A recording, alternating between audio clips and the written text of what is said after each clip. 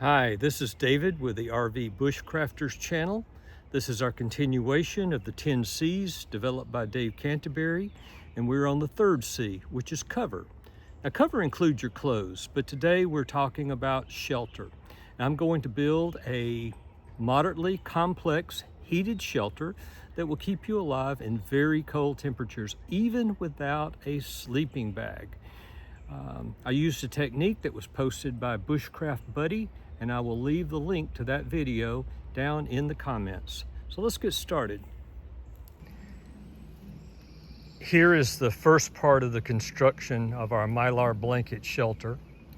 I've taken a pole that fits between these two trees here, and I've used cordage and clove hitches. I didn't tie any knots, so if you got longer cordage, you don't have to cut it.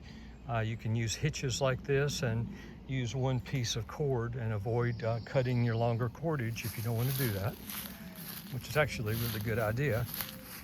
Then I have two poles that are sticking in the ground at about 45 degrees, and they lay on top of the pole that I have tied to this tree, and then I've taken another pole which is a little longer than the distance between the trees, and it's braced on top of the 45 degree mounted pole. So the next thing we'll do is we will add our Mylar blanket to the configuration. This is my completed Mylar tarp shelter. The tarp is made out of ripstop nylon that I purchased in bulk and added reinforcements and connection points to. It's 6 points around it, including where the ground stakes are. I use my own stakes, but certainly in a survival situation you can use pegs. We've already described how the ridge pole in place. There's actually two. One's a taller one, and the tarp is connected at the level of the higher ridge pole, and the Mylar blanket is connected at the onto the lower ridge pole, and it's staked out and tied down. Going inside, I have a fire here that's ready to go. I have the fire is partially to mostly covered by the Mylar blanket. So that would be protected. It would protect it from if the rain was pouring down. And we want to make sure that when the fire gets going, that the smoke vents out through the hole and doesn't back up in the area underneath the tarp where I'll be sleeping, eating, resting, whatever. So I'm going to get the fire started, and we will see just how well everything works. As you can see, we've got a fire going here. The smoke is hard to see, but it's venting up and through the vent, or the ridge vent, between the tarp itself and then the Mylar blanket. The amount of heat reflected back to the end, or the side of the tarp I am on, is absolutely amazing. It's I don't have a way of measuring it. I will get a thermometer and measure the radiant reflection on this side of the Mylar versus the other side and see what the temperature degree differential is. But this is working very, very well. Flame is really close to the Mylar, no damage from it whatsoever, and the reflection is really, really good. Here's a shot of the smoke venting. If you look carefully, you can see the smoke is moving right through, and none of it is getting back into the area where the bed is underneath the tarp. Our fire's died down quite a bit, but it is putting out a lot of heat.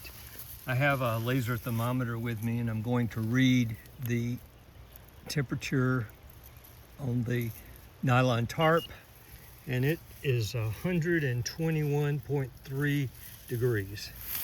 Let's check it at the same spot on the outside. is 125.4 degrees. Now let's repeat that for the Mylar blanket here. Mylar blanket is at 206 degrees even on the inside, and on the outside of the Mylar blanket it's 103 degrees in the exact same spot, 105 degrees. So that is about 101 degree temperature differential. That's pretty amazing. So the bottom line is the nylon tarp stayed well within a temperature range where it wouldn't be damaged. The fire is mostly under the Mylar blanket, and it's reflecting a good deal of heat, probably 90% of that heat back toward the tarp. The Mylar is getting considerably hotter, and even though the flames can be near the Mylar for this short period of time, it's always best to keep the fire small to prevent damage to the Mylar. Now the Mylar is, I would call that expendable versus the nylon tarp, which we wouldn't want to get damaged at all. So overall, this is a great survival option, especially when you don't have a sleeping bag. So our final shelter test is testing it actually in the rain. So it's raining outside, as you can see, and we do have a line of water that's over our ridge vent where the smoke escapes, which we would expect. But the fire, I'm not burning the fire anymore, but as you can see, the fire is just behind where the water is dripping. And for myself, I've made a bed of leaves, and you need at least 6 inches of insulation compressed underneath you to stay warm on the ground. And that's really about maybe 4 or 5 trash bags of leaves and pine straw for the length of the average person. And then I've taken the trash bag that I use to collect the leaves, and I've cut it down the side, and I've used it to make a waterproof bed over where I am lying down. So this means if any of the water starts a little trail, it gets raining really super hard, and this water leaks under the leaves, I'm still protected from the moisture by the barrier from the trash bag. So that's about it. So we used a Leatherman with a saw on it and a blade. We used some wrappings as far as twine is concerned. We used our nylon tarp, and we used a Mylar blanket and a trash bag. And from all of that, we built us a shelter that will keep us warm in some very cold conditions, and also keep us dry when it's raining. If this shelter interests you, build one. As with every skill, you can't just watch a video and expect success in the real world. This was my first time with this specific shelter, and this video did not show my learning curve. Having built one before you need one is invaluable. So please like and subscribe to help the channel, and we'll see you in the next video.